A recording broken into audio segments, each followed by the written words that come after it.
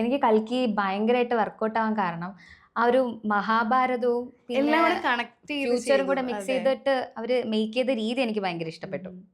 ഞാൻ മഹാഭാരതം എനിക്ക് ലൈക്ക് അതൊരു സിനിമയായാൽ കൊള്ളാന്ന് ഞാൻ ഒരുപാട് അല്ല, വർഷമായിട്ട് മഹാഭാരതത്തിലെ കഥകൾ കുറേ നമുക്ക് സിനിമയ്ക്കുള്ള കുറേയേറെ പ്ലോട്ട്സ് ഉണ്ട്. മഹാഭാരതം ഫുൾ ഒരു സിനിമയ്ക്കുള്ള പ്ലോട്ട് ഉണ്ട്. അത് MT സാറ് ചെയ്തിരുന്നെങ്കിൽ ഇനിയിപ്പോ നമുക്ക് അത് അധികം ഇല്ല. നമ്മുടെ പറഞ്ഞ നമ്മള് പോയല്ലോ. പക്ഷെ ഫസ്റ്റ് ഡേ മൂവി കണ്ടില്ലെങ്കിൽ എല്ലാ ട്വിസ്റ്റും അറിയാന്നുള്ളതാണ് അതുകൊണ്ടാണ് FTFS കാണുന്നത് സത്യമായിട്ട്.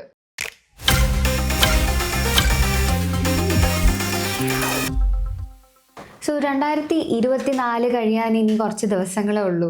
എനിക്ക് തോന്നുന്നു 2024 എന്ന് പറയുമ്പോൾ നമുക്ക് മലയാള സിനിമയ്ക്ക് തന്നെ ഏറ്റവും ബെസ്റ്റ് ഇയർ എന്ന് വേണമെങ്കിൽ പറയാം. ഉറപ്പായിട്ടും. കാരണം സൗത്ത് ഇന്ത്യൻ സിനിമകൾ എസ്പെഷ്യലി നമ്മുടെ മലയാളം സിനിമകൾ നാഷണൽ ലെവലിലും ഇന്റർനാഷണൽ ലെവലിലും റെക്കഗ്നൈസേഷൻ കിട്ടി ആക്ച്വലി. ബെസ്റ്റ് എന്നാണ് തുടക്കം പോലും. ആട്ടം എന്ന മൂവി, കാരണം 17th നാഷണൽ ഫിലിം അവാർഡിൽ ബെസ്റ്റ് ഫീച്ചർ ഫിലിമിനുള്ള അവാർഡ് കരസ്ഥമാക്കിയത് നമ്മുടേത് ആട്ടം എന്ന മൂവിയിലാണ്. അതൊരു ബെസ്റ്റ് ഒരു തുടക്കമായിരുന്നു. പിന്നെ അങ്ങോട്ട് ചറവറ മൂവീസുകളായിരുന്നു. അതെ, ഉറപ്പായിട്ട്. കാരണം പല പല ജോണേഴ്സിലുള്ള സിനിമകളായിരുന്നു, പല കഥകള്, അതിന്റെ ഒരു മിക്സപ്പ് ആയിരുന്നു മൊത്തത്തിൽ വന്നിട്ടുണ്ടായിരുന്നു. എല്ലാ ലാംഗ്വേജിലും എല്ലാവരും എടുത്തു പറയുന്ന മൂവീസ് നമുക്ക് കിട്ടി. ഉറപ്പായിട്ടും. എന്താ പറയാ, അത് കഴിഞ്ഞിട്ട് ഇറങ്ങിയ മൂവീസ് എന്ന് പറയുമ്പോൾ ഓസ്ലർ, അതുപോലെ മലൈക്കോട്ടെ വാലിബൻ, പിന്നെ അങ്ങോട്ട് തിരിഞ്ഞു നോക്കേണ്ടി വന്നിട്ടില്ല. ശരിയാണ്. ഓസ്ലറിലാണെങ്കിൽ മമ്മൂക്കയുടെ ക്യാമിയോ നമ്മളതൊട്ടും പ്രതീക്ഷയില്ലായിരുന്നു. അതേപോലെ തന്നെ മലൈക്കോട്ടെ ആക്ച്വലി അത് അറിഞ്ഞിട്ടായിരുന്നു പടം കണ്ടത്.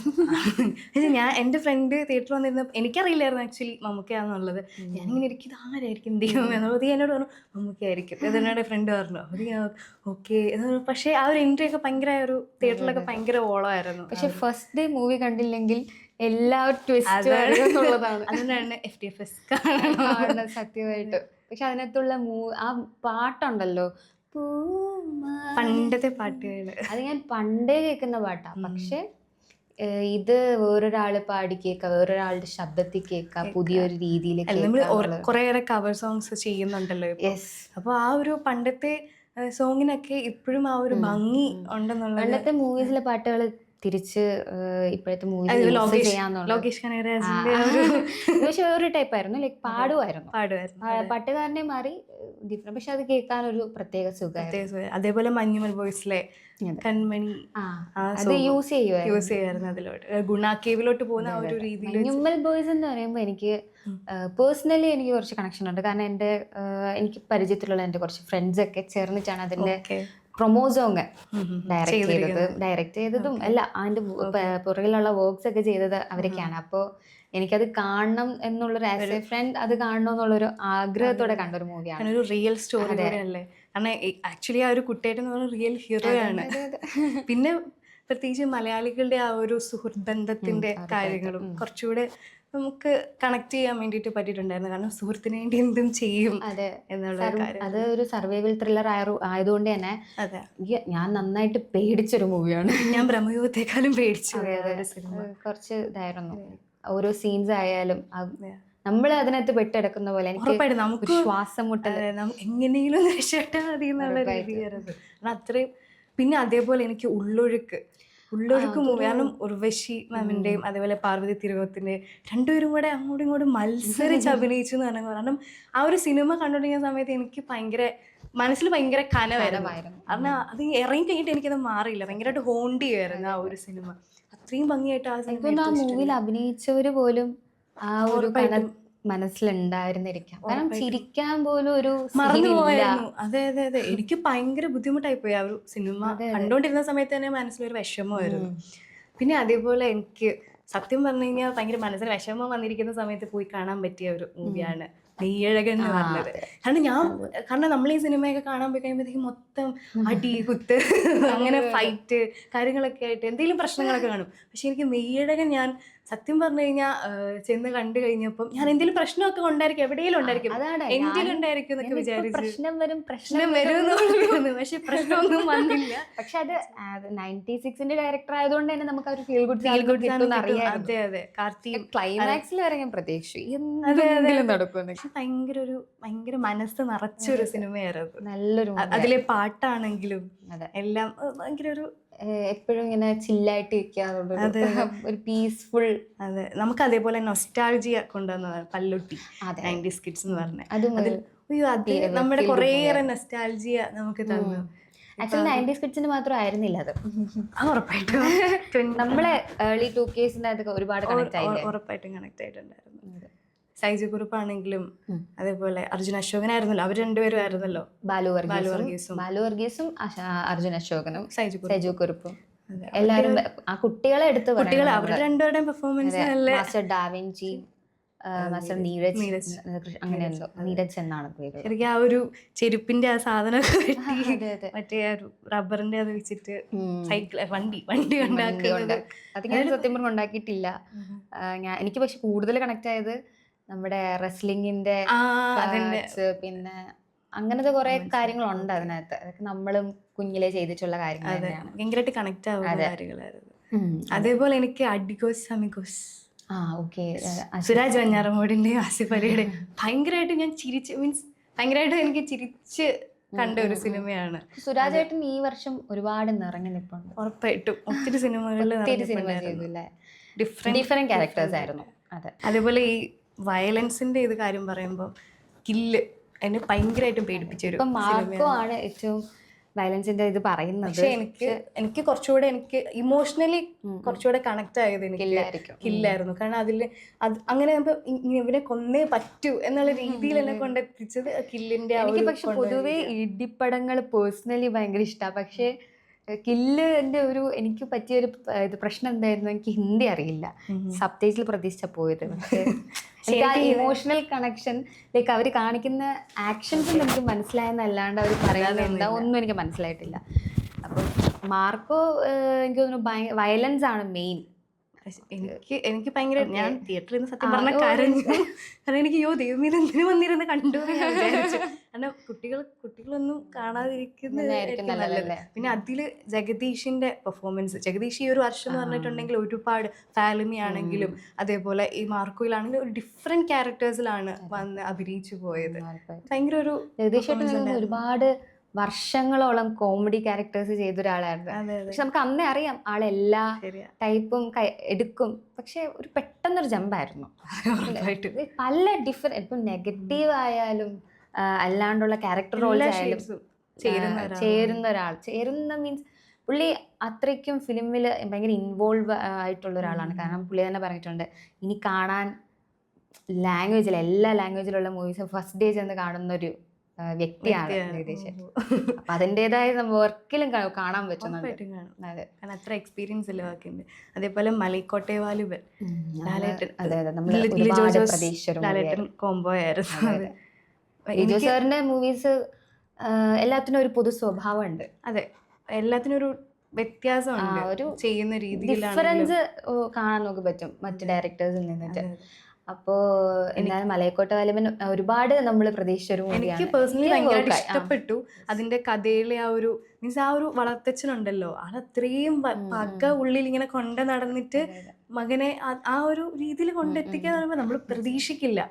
പിന്നെ ശരിക്കും നെഗറ്റീവ്സ് കേട്ട് കഴിയുമ്പോൾ മൂവിയിലെ പോസിറ്റീവ്സ് ആരും കാണാതെ പോകുന്നുണ്ട്. പക്ഷെ എനിക്ക് പേഴ്സണലി ഭയങ്കരമായിട്ട് ഇഷ്ടപ്പെട്ടു. അതിന്റെ സൗണ്ടിങ് ആണല്ലേ, നമ്മൾ ഇന്റർവ്യൂവിന് പോയില്ലേ ഫസ്ലിക്കയുടെ അടുത്ത് സൗണ്ട് എഞ്ചിനീയറിന്റെ അടുത്ത്, അപ്പൊ ആളത് കേൾപ്പിച്ചു കഴിഞ്ഞപ്പോൾ എനിക്ക് ഭയങ്കരമായിട്ടും എന്ത് അടിപൊളിയായിട്ടാണ് ചെയ്ത് വെച്ചേക്കുന്നത് ഞാൻ വിചാരിച്ചത്. അത് നല്ലൊരു വർക്ക് ആയിരുന്നു സത്യം പറഞ്ഞാൽ. എനിക്ക് പേഴ്സണലി വർക്ക് ആയിട്ടുള്ളൊരു മൂവി ആയിരുന്നു. അതേപോലെ ഇൻവെസ്റ്റിഗേഷൻ ത്രില്ലേഴ്സ് വരുമ്പം എനിക്ക് അന്വേഷിപ്പം കണ്ടെത്തും അതെനിക്ക് കൂടുതൽ വർക്ക് ആയുള്ള മൂവിയാണ്. Like I mean investigation type മൂവീസിൽ ഈ വർഷം എനിക്ക് ഏറ്റവും ഇഷ്ടമായ ഒരു മൂവി. പിന്നെ എനിക്ക് ഗോളോ ഇഷ്ടപ്പെട്ടായിരുന്നു. കാരണം അതിന്റെ ഒരു ഇൻവെസ്റ്റിഗേഷനും പരിപാടിയും അവര് കൊണ്ടുപോയ ആ ഒരു രീതി, കാരണം ഒട്ടും ഞാൻ പ്രതീക്ഷിച്ചിരുന്നില്ല. ഭയങ്കര ഹിറ്റ് അടിച്ചു പോയി അതുപോലെ അത് ഈ സൈലൻസ് ഹിറ്റുകളാണ്. നമ്മൾ ഒട്ടും പ്രതീക്ഷിക്കാതെ കുഞ്ഞു മൂവിയായിട്ട് അല്ലെങ്കിൽ ഒരുപാട് പ്രൊമോഷൻ ഒന്നും ഇല്ലാണ്ട് ഒരുപാട് മൂവീസ് ഹിറ്റ് അടിച്ചിട്ട് പോയിട്ടുണ്ട്. അതേപോലെ തന്നെ ഗുമസ്തൻ, കാരണം തിയേറ്ററിൽ ഞാൻ മിസ്സാക്കാതെ കണ്ടതാണ്. മിസ്സായിരുന്നെങ്കിൽ എനിക്ക് നഷ്ടമായെന്ന് തോന്നി. കാരണം ജെയ്സ് ജോസ് ആയിരുന്നു അതിന്റെ ലീഡിങ് ക്യാരക്ടറായിട്ട് വന്നിട്ടുണ്ടായിരുന്നു. അതുപോലെ ബിബിൻ ചേട്ടനും എല്ലാവരും നല്ല അടിപൊളിയായിട്ട്, ഷാജു ശ്രീധർ ആണെങ്കിലും അവരെല്ലാവരും അടിപൊളിയായിട്ടാണ് ആ ഒരു ക്യാരക്ടർ ചെയ്തു വെച്ചിരിക്കുന്നത്. അമൽ കെ ജോബിയുടെ ഡയറക്ഷനിലായിരുന്നു അത് വന്നിട്ടുണ്ടായിരുന്നത്. തലവൻ അതുപോലെ ഇൻവെസ്റ്റിഗേഷന്റെ ഒരു കാറ്റഗറിയിൽ എനിക്ക് ഇഷ്ടമായ ഒരു മൂവിയായിരുന്നു. എനിക്ക് നല്ലൊരു മൂവിയാണ് കേട്ടോ അത്. എനിക്ക് ആസിഫ് അലിയുടെയും ബിജു മേനോന്റെയും അതെ ആ ഒരു കോംബോ നന്നായിട്ട് ഒരു ഈഗോ. കാരണം അവര് ഇതില് അങ്ങോട്ടും ഇങ്ങോട്ടും ഒരു ഈക്വൽ ഇതിലായിരുന്നു വന്നിരുന്നത്. അച്ഛൻ മകനിൽ നിന്നും വ്യത്യസ്തമായിട്ടുള്ള. അത് നമ്മൾ ഓർക്കില്ല സത്യം പറഞ്ഞാ. അവരായിരുന്നു അന്ന് മോനായിട്ട് അഭിനയിച്ചതെന്ന് മറന്നു അല്ലേ. അത് അടിപൊളിയായിരുന്നു, നല്ലൊരു മൂവിയായിരുന്നു. നമ്മൾ വിട്ടുപോയ ഒരുപാട് മൂവീസ് ഉണ്ട്. ഇനിയിപ്പോ പ്രേമലു, ആവേശം, വർഷങ്ങൾക്ക് എല്ലാ മൂവീസും ഒരുമിച്ച് ഏതാ ഇഷ്ടപ്പെടേണ്ടത് വിചാരിക്കത്തില്ല. കാരണം ആവേശം കണ്ടുകഴിയുമ്പോൾ ഓക്കെ ആവേശം, മഞ്ഞുമൽ. എനിക്ക് പേഴ്സണലി ഈ വർഷം ഏറ്റവും കൂടുതൽ വർക്കായി മീൻസ് ഇഷ്ടപ്പെട്ടത് ലൈക്ക് ഒരു ഭയങ്കര ഒരു സാറ്റിസ്ഫാക്ഷൻ എല്ലാം കൊണ്ടും എല്ലാ രീതിയിലും എനിക്ക് ഒരു സാറ്റിസ്ഫാക്ഷൻ കിട്ടിയ ഒരു മൂവിയായിരുന്നു ആവേശം. കാരണം ഞാൻ കയറിയ തിയേറ്ററിന്റെ പ്രശ്നമാണോ എന്ന് അറിയില്ല, കാരണം അത്രയ്ക്ക് ഓളമായിരുന്നു. കാരണം എല്ലാ തിയേറ്ററിലും ഫുള്ള് അങ്ങനത്തെ കയ്യടിയും കാര്യങ്ങളും സോങ്സ് സഹിതം എല്ലാം ഓളമായിരുന്നു. അത് ഈ വർഷത്തെ എൻ്റെ പേഴ്സണൽ ഫേവറേറ്റ് സോങ് അതായിരുന്നു. പിന്നെ നമ്മുടെ കങ്കുവയിലെ മന്നിപ്പ് ഇല്ലാതെ ആ ഒരു സോങ് ഭയങ്കര ഒരു ഫീലായിരുന്നു, നല്ലൊരു പാട്ടായിരുന്നു. അതുപോലെ പ്രേമലിലോട്ട് വരുമ്പോൾ പ്രേമലു എനിക്ക് തോന്നുന്നു ഹൈദരാബാദിൽ പോലും അത്രയ്ക്കും ഹിറ്റായൊരു മൂവിയാണ്. കാരണം ഹൈദരാബാദാണ് അതിനകത്ത്, ഹൈദരാബാദ് ബേസ് ചെയ്തിട്ടാണ് മൂവി മുന്നോട്ട് പോകുന്നത്. അപ്പോൾ എല്ലാ ലാംഗ്വേജിലുള്ളവർക്കും വർക്കായ ഒരു മൂവിയായിരുന്നു അത്. അത് എനിക്ക് തോന്നുന്നു ഒരു ചെറിയൊരു റൊമാൻറ്റിക് മൂവി അല്ലെങ്കിൽ ഒരു കോമഡി മൂവി ഇത്രയും വലിയ തലത്തില്. അതെ, കാരണം എല്ലാവരും ഏറ്റെടുത്തു. അതൊരു വലിയൊരു വിജയം തന്നെയാണ്. അതേപോലെ ഭ്രമയുഗം. അതെ, ഭ്രമയുഗം എനിക്കൊരു പോസ്റ്റർ ഇറങ്ങിയ സമയം മുതൽ എല്ലാവരും ഭയങ്കരമായിട്ട് ഞാൻ പ്രതീക്ഷിച്ചിരുന്ന ഒരു സിനിമയാണ്. കാരണം അതില് സിദ്ധാർത്ഥ് ഭരതൻ ഒത്തിരി നാളുകൾക്ക് ശേഷം സിനിമയിലേക്ക് വരുന്നതാണ്. ഒരു ഭയങ്കര നല്ലൊരു സീരിയസ് ക്യാരക്ടറാണ് അതിനകത്ത് ചെയ്തിട്ടുള്ളത്. അതിൽ നിന്ന് ഡിഫറെന്റ് ആയിട്ടുള്ള ഒരു ക്യാരക്ടറായിരുന്നു. ഏതാ സൂക്ഷ്മദർശിനിയില് ഭയങ്കരമായിട്ട് ഞാൻ ചിരിച്ചാണ്. ഈ ആളതിനകത്ത് നെഗറ്റീവ് ഷെയ്ഡാണ് ചെയ്തത്, പക്ഷെ ആളത് നന്നായിട്ട് ഹ്യൂമർ ഒരു മണ്ടനാണ്, കുരുട്ട് ബുദ്ധിയുള്ള ഒരാളായിട്ടൊക്കെയാണ് ഭയങ്കരമായിട്ട് അഭിനയിച്ചു വെച്ചിട്ടുണ്ട്, നന്നായിട്ട് അത് ചെയ്തിട്ടുണ്ട്. അതേപോലെ വർഷങ്ങൾക്ക് ശേഷം അത് എനിക്ക് കുറേ സീൻസ് ഒക്കെ എനിക്ക് ഒരുപാട് ഇഷ്ടം. നല്ല നിവിൻ പോളിയുടെ ആണ് ഏറ്റവും എനിക്ക് ഇഷ്ടപ്പെട്ടത്. ശരിയാ, കാരണം ഞാൻ ഭയങ്കര നിവിൻ ഫാനാണ് ഞാൻ. അപ്പൊ നിവിന്റെ ഒരു കംബാക്ക് എന്നൊക്കെ പറഞ്ഞ ആ സമയത്ത് വലിയ ഒരു റീച്ച് കിട്ടിയ ഒരു സീനായിരുന്നു അത്. അതേപോലെ മലയാളി ഫ്രം ഇന്ത്യ. അതെ അതെ, അത് ഒരു നല്ലൊരു മൂവിയാണ്. അതെ, എനിക്ക് വർക്കായത്. അതിൽ നിന്ന് വരുമ്പോഴാണെങ്കിൽ നമ്മൾ ഒരിക്കലും മറക്കാൻ പറ്റാത്തൊരു സിനിമയായിരുന്നു. വർഷങ്ങളുടെ ഒരു അധ്വാനം പറയാം, ബ്ലെസ്സി സാർ സംവിധാനം ചെയ്ത ആടുജീവിതം. കാരണം അതിൻ്റെ അകത്തെ പൃഥ്വിരാജ് സാറിന്, അപ്പോൾ പൃഥ്വിരാജിന്റെ ആ ഒരു ഡെഡിക്കേഷൻ എന്ന് പറയുന്നത് ഭയങ്കരമായിട്ട്. കാരണം ആ ഒരു ബോഡി ട്രാൻസ്ഫോർമേഷൻ.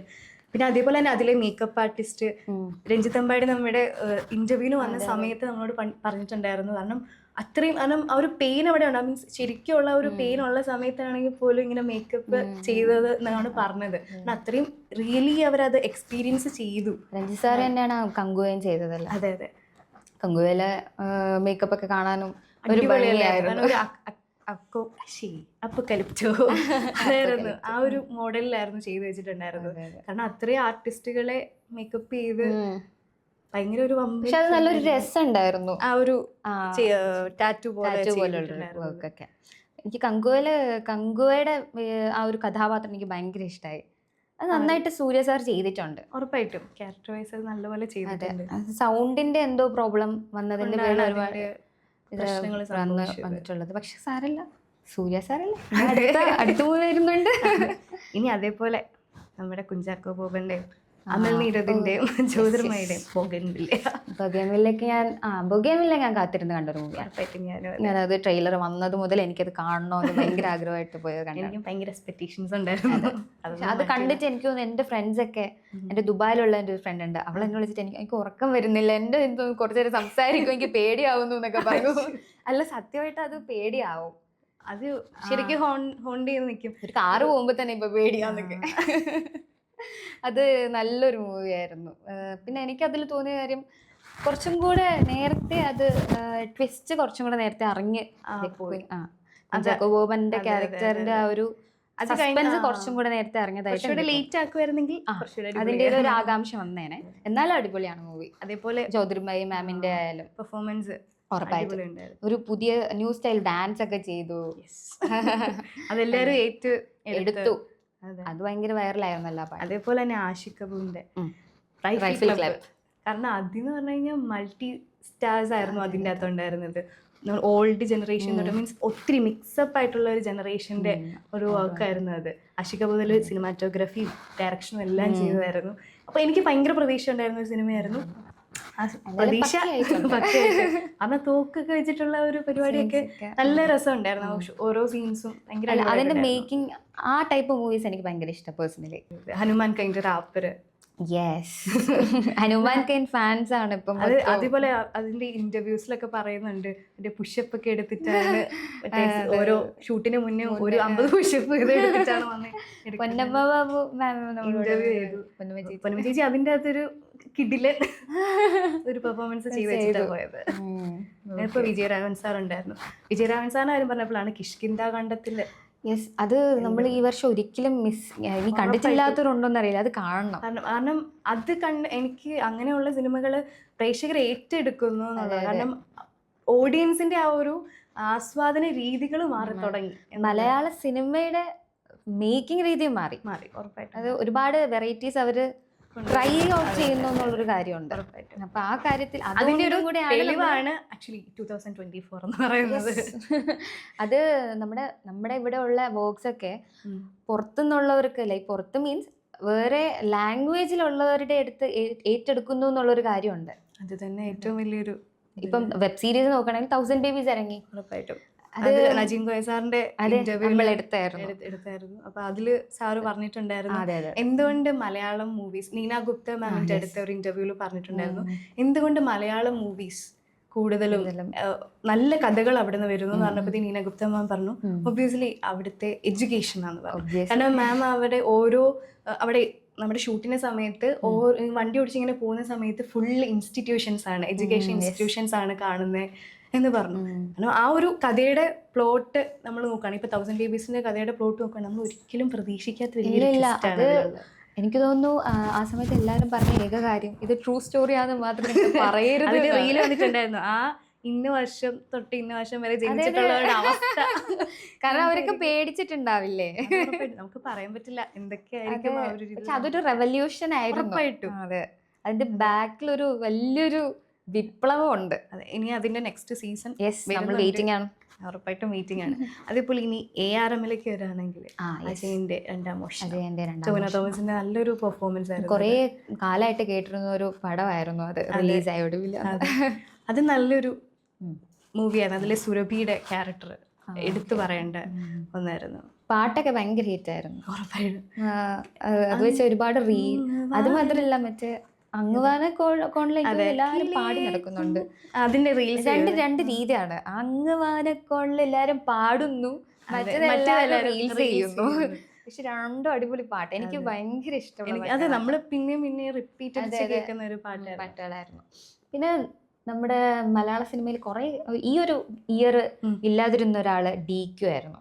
അതെ, മലയാള സിനിമയിൽ ലക്കി ഭാസ്കർ ചെയ്ത് ലക്കി ഭാസ്കറിലൂടെ സിനിമ ചെയ്യുന്നുണ്ട്. പക്ഷെ നമ്മുടെ മലയാള സിനിമ മിസ് ചെയ്യുന്നുണ്ട്. അതെ, ലാസ്റ്റ് കൊത്തയിലാണ് വന്നത്. പക്ഷെ ലക്കി ഭാസ്കർ എനിക്ക് ഭയങ്കര ഇഷ്ടമായി. അയ്യോ, അതൊരു ഡിഫറെന്റ് ആയിട്ടുള്ള ഒരു കഥയായിരുന്നു. അല്ല, നല്ലൊരു മൂവി ആയിരുന്നു അത്. ക്ലൈമാക്സ് ആയാലും റിച്ച് ആയ അടിപൊളിയായിരുന്നു. നമ്മൾ പ്രതീക്ഷിക്കുന്നത് അങ്ങനെയൊക്കെ ആയാൽ നല്ലതായിരുന്നു. പിന്നെ ഹലോ മമ്മി ഇറങ്ങി. Comedy movies, fantasy, magical movies, അങ്ങനെ കുറച്ച് കാര്യങ്ങളൊക്കെ ഇറങ്ങി. പിന്നെ വിട്ടുപോയത് നമ്മുടെ കൽക്കി. യെസ്, കൽക്കി അതങ്ങ് മറന്നു. ദീപിക പദുക്കോൺ. എനിക്ക് കൽക്കി ഭയങ്കരമായിട്ട് വർക്കൗട്ട് ആവാൻ കാരണം ആ ഒരു മഹാഭാരതവും പിന്നെ ഫ്യൂച്ചറും കൂടെ മിക്സ് ചെയ്തിട്ട് അവര് മേക്ക് ചെയ്ത രീതി എനിക്ക് ഭയങ്കര ഇഷ്ടപ്പെട്ടു. ഞാൻ മഹാഭാരതം എനിക്ക് ലൈക്ക് അതൊരു സിനിമയായാൽ കൊള്ളാന്ന് ഞാൻ ഒരുപാട് വർഷമായിട്ട്. മഹാഭാരതത്തിലെ കഥകൾ കുറേ നമുക്ക് സിനിമയ്ക്കുള്ള കുറേയേറെ പ്ലോട്ട്സ് ഉണ്ട്. മഹാഭാരതം ഫുൾ ഒരു സിനിമയ്ക്കുള്ള പ്ലോട്ട് ഉണ്ട്. അത് MT സാറ് ചെയ്തിരുന്നെങ്കിൽ ഇനിയിപ്പോ നമുക്ക് അത് അധികം ഇല്ല. നമ്മള് പോയല്ലോ. അത് ശ്രീകുമാർ അതിന് പറഞ്ഞിട്ടുണ്ടായിരുന്നു, ആഗ്രഹം ഉണ്ടായിരുന്നു ചെയ്യണം എന്നുള്ളത്. അതേപോലെ അത് കണക്ട് ചെയ്തപ്പോഴാണ് ലാലേട്ടൻ്റെ നമ്മൾ ഒരുപാട് പ്രതീക്ഷിച്ചിരുന്ന ഒരു ഡയറക്ടോറിയൽ മൂവിയായിരുന്നു ബറോസ്. യെസ് 2024. ഒരുപാട് വർഷമായിട്ട് കേൾക്കുന്ന ലാലേട്ടൻ ഡയറക്ഷൻ കാണുക എന്നുള്ളത് നമ്മുടെ ഒരു കാത്തിരിപ്പായിരുന്നു. അത് 25-ാം തീയതി ഇറങ്ങി കഴിഞ്ഞു. ലാലേട്ടൻ്റെ ആദ്യത്തെ മൂവി ഇറങ്ങിയ ദിവസം തന്നെ. അതെ, അത് കോയിൻസിഡൻ്റലി ആയിരുന്നു. ലാലേട്ടൻ വേറൊരു ഡേറ്റ് ആയിരുന്നു വെച്ചിരുന്നത്, പക്ഷെ അത് മാറി കറക്റ്റ് 25-ന് തന്നെ വന്നു എന്നുള്ളതാണ്. കുട്ടികൾക്കും അതേപോലെ എല്ലാ ഏജിലുള്ള ആൾക്കാർക്കും ഇപ്പോൾ 3D മൂവിയാണ്. നമ്മുടെ ആദ്യം കുട്ടിച്ചാത്തനായിരുന്നു 3D മൂവി. അത് കഴിഞ്ഞിട്ടുള്ള ഒരു 3D മൂവി എക്സ്പീരിയൻസ് ആയിരുന്നു. ആക്ച്വലി നമ്മൾ ഫാമിലി ആയിട്ട് പോയിരുന്നു കണ്ട് എല്ലാവർക്കും ഇഷ്ടപ്പെട്ടു എന്നുള്ളതാണ്. കുട്ടികൾക്ക് എന്തായാലും ഉറപ്പായിട്ട് ഇഷ്ടമാവും. അതിനകത്തുള്ള എല്ലാ എലമെന്റ്സ് അതിനകത്തുണ്ട്. ഈ ലാലേട്ടന്റെ മനസ്സ് അതിനകത്ത് കാണാൻ പറ്റും നമുക്ക്, ഒരു കുട്ടികളുടെ മനസ്സ്. ലാലേട്ടൻ്റെ അതേപോലെ അനീഷ് ഉപാസന സാറ് അനീഷേട്ടൻ വന്നപ്പം പറഞ്ഞിട്ടുണ്ടായിരുന്നല്ലോ, ഒരു ഇന്റർവ്യൂല് പറഞ്ഞിട്ടുണ്ടായിരുന്നല്ലോ, സാർ ആക്ഷൻ പറയുന്ന കേൾക്കാൻ പോലും ഭയങ്കര ഒരു ഓമനത്വം ഉണ്ടായിരുന്നു. കാരണം അത്രയും ഓപ്പോസിറ്റ് നിൽക്കുന്ന ആൾക്ക് പെർഫോം ചെയ്യാൻ വേണ്ടി തോന്നും. കാരണം അത്രയും ഒരു ടെൻഷൻസ് ഒന്നും കൊടുക്കില്ല. പിന്നെ അതിൽ അഭിനയിച്ച ഒരു കുട്ടിക്ക് വേണ്ടിയിട്ട് വെയിറ്റ് ചെയ്തിരുന്നു. ആരെയും വേദനിപ്പിക്കണ്ട എന്നുള്ളൊരു മൈൻഡ് സെറ്റ് ഉള്ള ഒരാളാണ് ലാലേട്ടൻ. കുട്ടികൾ ആ ഒരു അതെല്ലാം കാണാനുണ്ടായിരുന്നു ഈ ഒരു മൂവിയിൽ ആക്ച്വലി. അതേപോലെ സന്തോഷ് ശിവൻ സാർ, രണ്ടുപേരും ഒരുമിച്ച് ഉള്ള ഒരു സിനിമയായിരുന്നു. ഒരുപാട് വർഷങ്ങൾക്ക് ശേഷം വീണ്ടും. അതെ, അപ്പോൾ എന്തായാലും ഒരുപാട് ബിഗ് ബഡ്ജറ്റ് മൂവീസ് ഇറങ്ങി. അതെ അതെ, നമ്മുടെ പുഷ്പ, ദേവര. അതെ, ഉറപ്പായിട്ടും ദേവരയിലെ സോങ്, എൻ്റെ പൊന്നെ ആയുധ പൂജ എന്നുള്ള സോങ് എൻ്റെ ഒരു റിപ്പീറ്റ് ലിസ്റ്റിൽ കിടക്കുന്ന ഒരു സാധനമാണ്. എന്തായാലും ഇതിൻ്റെയൊക്കെ ഇനി അടുത്ത സെക്കൻഡ് പാർട്ട്, ദേവരയുടെ സെക്കൻഡ് പാർട്ട് വരും, പുഷ്പയുടെ തേർഡ് പാർട്ട് വരും. അങ്ങനെ ഒരുപാട് മൂവീസ് ഇനിയും വരാനുണ്ട്. എന്തായാലും മലയാള സിനിമയുടെ കാര്യമാണ് നമ്മൾ പറഞ്ഞുകൊണ്ടിരുന്നത്. 2024 എന്തായാലും മലയാള സിനിമയുടെ ഒരു വർഷം തന്നെ കൊണ്ടുപോയി പറയാം, ഉറപ്പായിട്ടും പറയാം. 2025 അങ്ങനെ തന്നെ ആവുമെന്ന് നമുക്ക് പ്രതീക്ഷിക്കാം. അത്രയേ ഉള്ളൂ.